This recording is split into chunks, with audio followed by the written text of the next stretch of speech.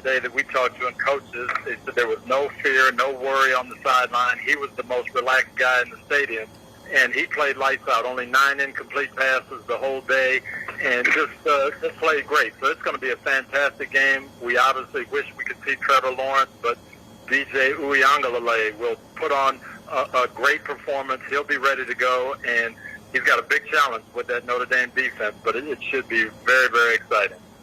Yeah,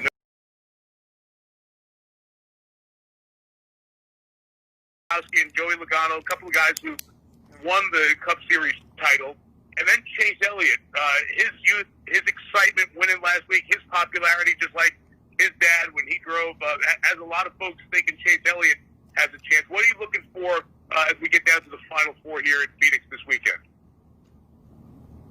Yeah, I think that Chase Elliott's definitely not, I wouldn't call him a dark horse. We've just never seen Chase in this situation to win a championship, but yet here he is, and he's coming off of a win at Martinsville.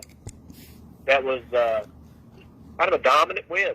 So he's going to have a real good shot at winning his first championship on Sunday.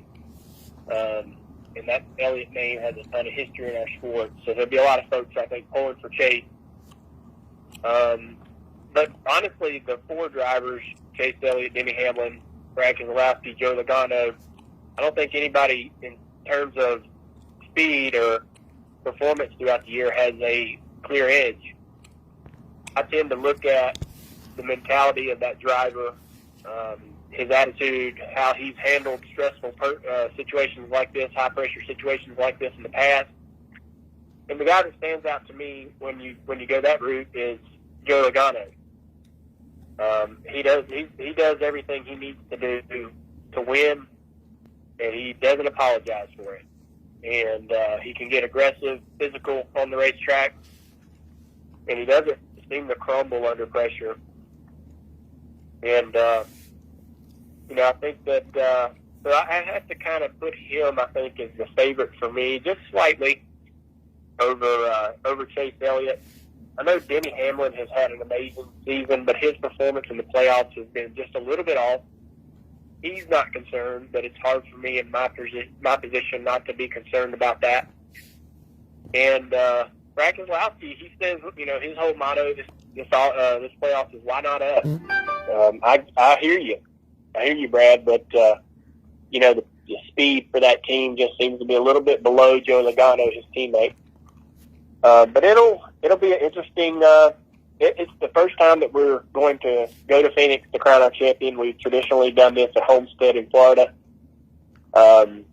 This is a pretty wild racetrack. The restarts, they get 4, 5, 6 wide down in turn 1 and 2 on these restarts. If we have late restarts in this race, which I expect we will, it's going to be pretty dramatic. You won't want to miss it.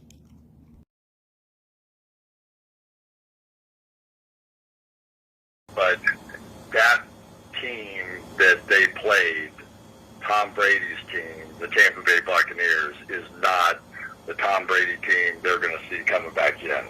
It's remarkable to see now how many more plays that resemble or directly copy the New England Patriots that are in this offense at this time. I mean, this thing now is really starting to take shape around what Tom Brady likes to do, what his feel is for this offense.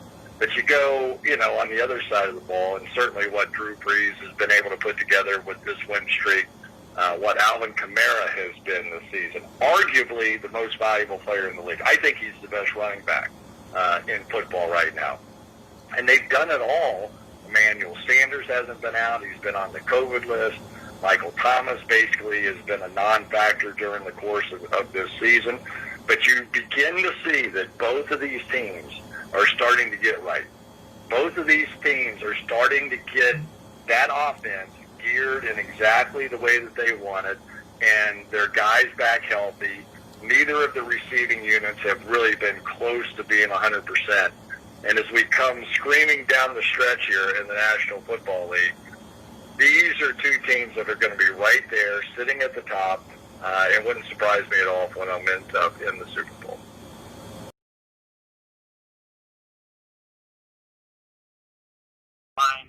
as you mentioned, Mike, all headed to the Breeders' Cup Classic, $6 million on the line, and little tie-in with Sunday Night Football. The late Tom Benson and his wife Gail into horse racing very much. They have Tom's Détente, the number 4 horse in the Breeders' Cup Classic, so it might be maybe a daily double when it comes to pigskins and horses for the New Orleans Saints and winning the Breeders' Cup Classic. So keep an eye on Tom's Détente, owned by the Benson family. It is all about Bob Baffert, as you know, Mike, with having 3 horses in this race out of the 10. He has the number 8 horse, Improbable, the number 9 horse, Authentic, who won this year's Kentucky Derby, ran on the first Saturday of September.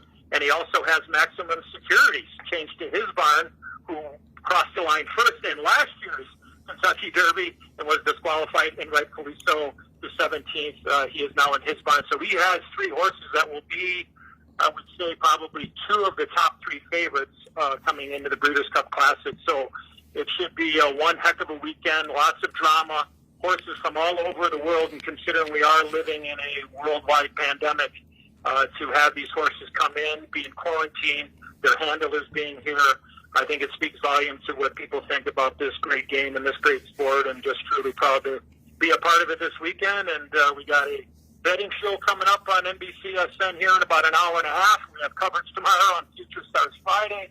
At 2 o'clock, we'll have 5 Breeders' Cup races, and then we'll be on both networks, NBCSN at noon on Saturday, and then switch over to Big Network and be the appetizer for Clemson and Notre Dame on Saturday night.